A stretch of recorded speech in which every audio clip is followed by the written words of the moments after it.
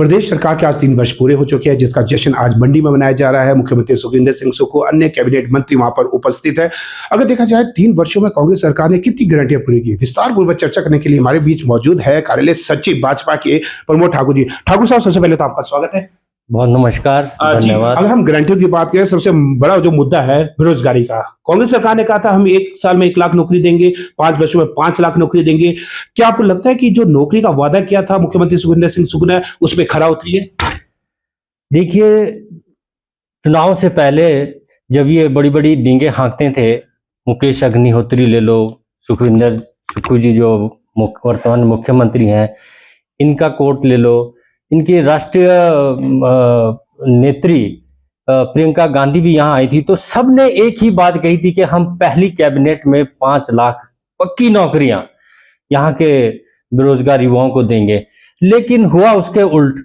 जैसे ही सरकार बनी, सबसे पहले तो इन्होंने आउटसोर्स से हमारे कर्मचारियों को हटाया, और एक वो आईपीएच में कुछ लोग जो काम करते थे उनको हटाने का काम सबसे पहले किया। इसके अलावा यूनिवर्सिटी से आउटसोर्सेज इन्होंने हटाने का काम किया। नौकरी देना तो एक बहुत दूर की बात है। हाँ, नौकरी अगर कुछ मिली है तो एक हम कह सकते हैं उप मुख्यमंत्री के बेटी हमारी जरूर वहाँ यूनिवर्सिटी में एडजस्ट हुई है, तो लेकिन इसके अलावा यदि हम आम जनता को कुछ सुविधा की बात करें तो ऐसा कोई नजर नहीं आता। इसी प्रकार किसानों को इन्होंने ठगा। गोबर की इन्होंने बात की थी, वे हम गोबर खरीदेंगे, दूध का समर्थन मूल्य बढ़ाएंगे, लेकिन उसकी कोई व्यवस्था इन्होंने अपनी इस पिछले 3 साल के कार्यकाल में नहीं की। अगर देखा जाए 10 गारंटी की बात करें तो क्या लगता है आप 10 में से कितनी गारंटी पूरी दी है की है इन्होंने, और कितने अंक आप कांग्रेस सरकार को देना चाहेंगे? अंक के मामले में तो मैं 0 ही कहूंगा। ओपीएस जो एक इन्होंने पहली कैबिनेट में किया, वो कुछ एक लोगों को, वो भी एक खास वर्ग को इन्होंने जो दिया, लेकिन पूरा जिस तरीके से इन्होंने उसकी घोषणा की थी वो भी अपनी ये गारंटी पूरी नहीं कर पाए।